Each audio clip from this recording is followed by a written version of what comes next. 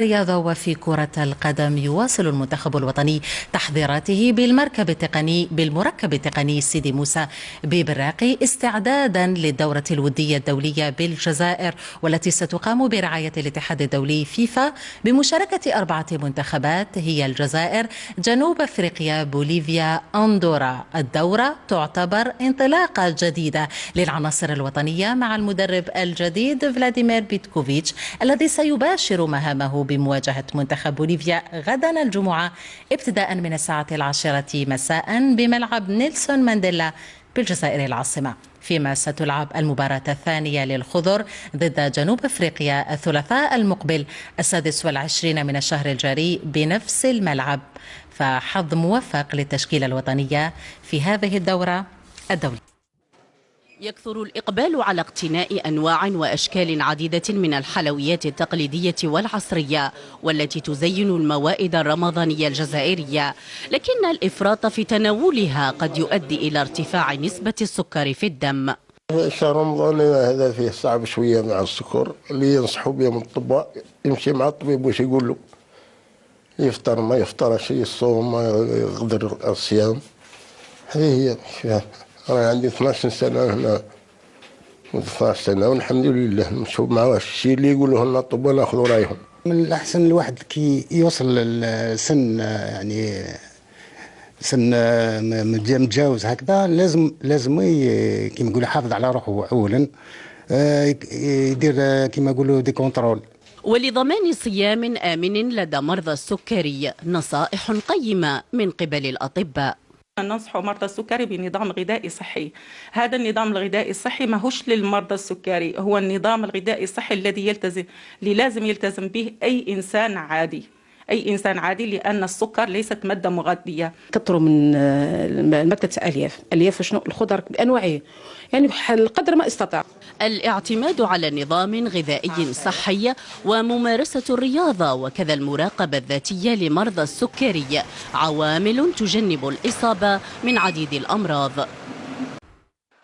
أزيد من 2000 شخص يوميا من العائلات المعوزة وعابري السبيل على مائدة الإفطار الجماعي بالخيمة العملاقة مرحبا بساحة كيتاني بباب الواد. مبادرة زينة، كتر خيرهم وبارك الله فيهم، ونشكر جميع المنظمين لهذه المبادرة. هذه المبادرة إن شاء الله يجعل الخير للبلاد الكل، مش غير هذه برك، مش غير سما حاجة تاع الخير مليحة للناس الكل. وين خيمة المرحبا راهي متواجدة في ساحة باب الواد كيتاني لأكثر من 1500 متر مربع، نستقبلوا يوميا أكثر من 1200 شخص. بدينا اليامات الأولين حوالي 700 حتى 900 شخص. هي مبادرة تضامنية منذ حلول الشهر الكريم لتكريس قيم التضامن والتآزر وسط أجواء أخوية بهجة، سخرت لها أزيد من 150 متطوع للسير الحسن. العمل التطوعي هذا راهو يبدا كي يبدا شهر رمضان من أول يوم نجوا لهنا كمتطوعين، نبداو العمل في المطبخ هنايا من الصباح، نبداو نحضروا الوجبات الإفطار. ديناميكية كبيرة جدا قايمين بها أعضاء المجتمع المدني على مستوى كل ولايات الوطن. هذه الديناميكية مربوطة بالمخزون المشترك تاع الجمعيات الجزائرية القيمي اللي يتجسد أكثر في هذا الشهر من خلال العمل الاجتماعي الإنساني الخيري. والشيء اللي فرحنا فيه كثير هو انسجام كبير بين جمعيات المجتمع المدني، المتطوعين اللي راهم بالأعداد كبيرة، خاصة الشباب اللي راهم يوميا يصنعوا هذه الفرحة، القطاع الاقتصادي العام والخاص. أجواء أخوية يلتقي فيها الجميع لخدمة المعوزين، للتجند في العمل التطوعي والخيري، لتأكيد التكافل الاجتماعي. هذه الخراف التي تم استيرادها من دولة رومانيا هي شحنة أولية، في انتظار أخرى سيتم تزويد المركب الجهوي للحوم الحمراء بها قصد توفيرها بالأسواق ودعم القدرة الشرائية للمستهلك.